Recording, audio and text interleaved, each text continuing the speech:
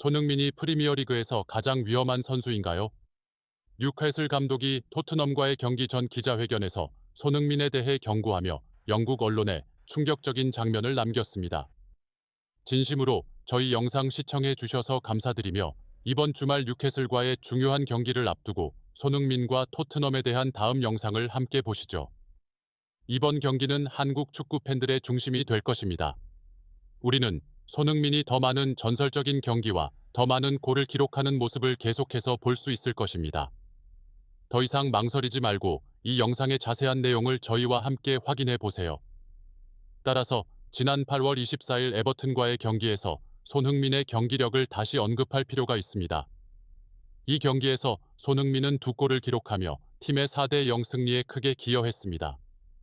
손흥민은 스트라이커로 배치되었고 경기 시작부터 에버튼 수비진에 압박을 주었습니다. 손흥민은 빠른 발과 뛰어난 경기 읽기 능력으로 상대를 곤란하게 했을 뿐만 아니라 골 기회를 활용하는 방법도 알고 있었습니다. 에버튼전에서 손흥민이 기록한 2골은 단순히 개인적인 인상적인 성과일 뿐만 아니라 앙제 포스테코글루 감독의 지도 아래 토트넘의 공격력을 증명하는 것입니다. 손흥민 외에도 비수마와 로메로가 이 경기에서 중요한 기여를 했습니다. 비수마는 페널티 박스 밖에서 멋진 장거리 슛으로 골을 기록하며 창의적인 플레이와 개인적인 순간으로 경기 해결 능력을 보여주었습니다. 한편 로메로는 확실한 수비로 팀이 클린시트를 유지하도록 도왔을 뿐만 아니라 공격에 강력하게 참여하여 결정적인 헤딩골을 기록했습니다. 에버튼전 4대0 승리는 토트넘에게 소중한 3점을 안겨줄 뿐만 아니라 다음 경기들에 대한 자신감을 주는 중요한 발판이 되었습니다. 이번 훌륭한 경기력으로 손흥민은 팀에서 중요한 역할을 확립했을 뿐만 아니라 토트넘의 공격 스타일에 영감을 주는 선수로 자리 잡았습니다.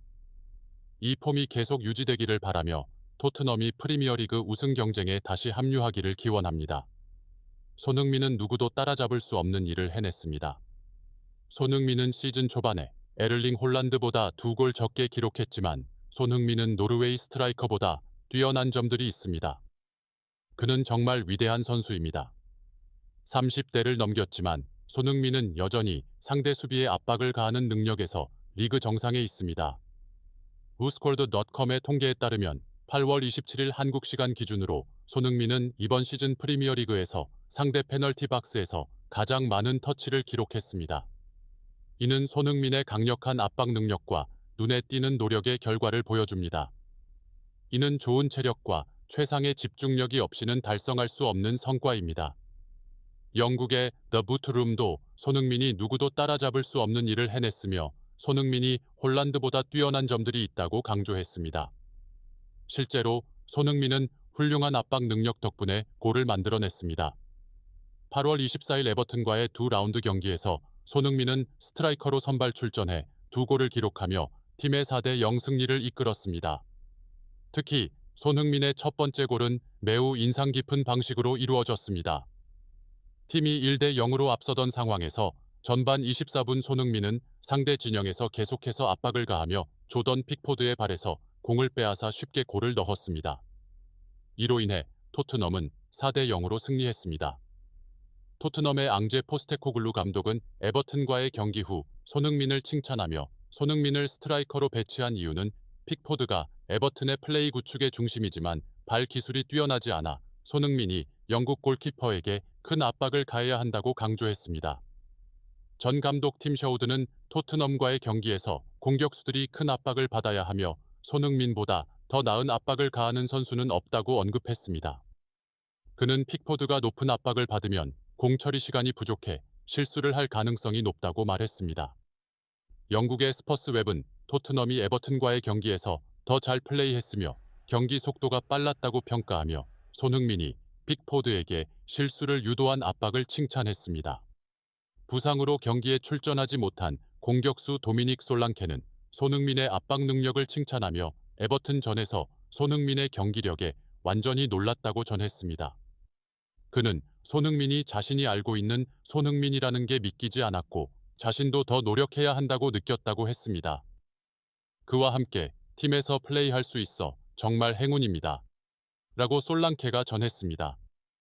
한편 토트넘은 2024에서 2025 시즌 프리미어리그 3라운드에서 9월 1일 한국 시간 뉴캐슬 유나이티드와 맞붙습니다. 최근 팀 분위기는 매우 긍정적입니다. 리버풀 시티와의 시즌 개막전에서 1일 무승부를 기록했지만 최근 에버튼과의 경기에서 4대0 승리를 거두었습니다.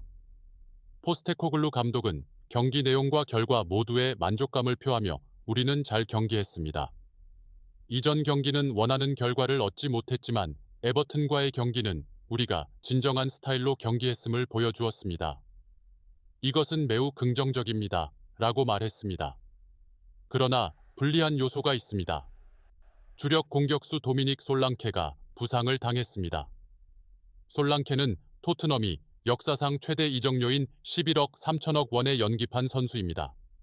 그러나 솔랑케는 리버풀 시티와의 개막전에서 발목 부상을 당해 에버튼과의 경기에 출전하지 못했으며 뉴캐슬과의 경기 출전 여부는 아직 불확실합니다. 그 외에도 리차리송도 완전히 회복되지 않았습니다. 포스테코글루 감독은 리차리송이 프리시즌 동안 많은 경기를 소화하지 못했으며 90분 동안 플레이할 체력이 부족하다고 밝혔습니다. 에버튼과의 경기에서 그는 벤치에서 교체로 출전했습니다. 솔랑케가 출전하지 않으면 손흥민이 계속해서 스트라이커로 배치될 가능성이 높으며 이는 지난 시즌부터 효과가 검증된 전략입니다. 손흥민의 주 포지션은 왼쪽 윙어이지만 스트라이커로서도 능력을 발휘할 수 있습니다. 포스테코글루 감독은 에버튼과의 대승 이후 손흥민이 팀의 마지막 30m에서 가장 훌륭한 압박 능력을 가진 선수라고 언급했습니다. 그는 손흥민이 훌륭한 퍼포먼스를 보여주었고 자신에게 주어진 역할에 대해 즐겁게 느꼈다고 말했습니다. 따라서 손흥민이 계속해서 큰 압박을 가하고 뉴캐슬과의 경기에서 중요한 골을 기록할 것으로 기대됩니다. 한편 뉴캐슬의 에디 하우 감독은 토트넘과의 경기 전 기자회견에서 손흥민이 스트라이커로 출전할 경우 큰 위협이 될 것이라고 우려를 표했습니다. 하우 감독은 손흥민이 스트라이커로 뛰면 그가 자유롭게 공을 다룰 수 있는 공간이 생기면 뉴캐슬이 불리해질 것이라고 말했습니다. 그는 또한 손흥민을 막기 위해서는 최소한 2명의 수비수가 필요하며 그렇지 않으면 손흥민이 큰 압박을 가하고 뛰어난 마무리 능력으로 골을 넣을 수 있다고 경고했습니다. 하우 감독은 손흥민이 왼쪽 윙어로 출전하더라도 뉴캐슬이 방심할 수 없다고 평가했습니다. 그는 손흥민이 필드의 모든 중요 지점에서 큰 위험을 초래할 수 있는 선수라고 강조했습니다. 이 영국 감독은 손흥민이 여러 포지션에서 플레이할 수 있는 점이 팀이 그를 막는데 어려움을 겪게 만들 것이라고 말했습니다. 손흥민은 현재 프리미어리그에서 10번째 시즌을 보내고 있으며 지금까지 훌륭한 커리어를 쌓아왔습니다. 따라서 손흥민은 스토크시티와의 경기에서 뉴캐슬의 수비에 큰 위협이 될 것입니다. 반면 손흥민은 에버튼과의 경기에서 2골을 기록한 후 최고의 폼을 되찾고 있으며 뉴캐슬 선수들이 그를 특별히 주목하는 것이 당연합니다. 손흥민은 매우 위험하며 우리는 그에 대응할 모든 방법을 준비해야 합니다. 그는 필드의 어떤 위치에서도 골을 넣을 수 있기 때문에 토트넘과의 맞대결은 팀 전체에 큰 도전이 될 것입니다. 에디 하우 감독은 오늘 아침 8월 29일 한국 시간 기자회견에서 이와 같이 말했습니다. 포스테코글루 감독은 손흥민이 뉴캐슬과의 경기에서 스트라이커로 출전할 가능성에 대해서도 언급했습니다. 따라서 영국 언론의 주목이 손흥민이 다음 경기에서 어떤 포지션에서 출전할지에 집중되고 있습니다. 뉴캐슬도 손흥민을 막는 방법과 그가 경기를 어떻게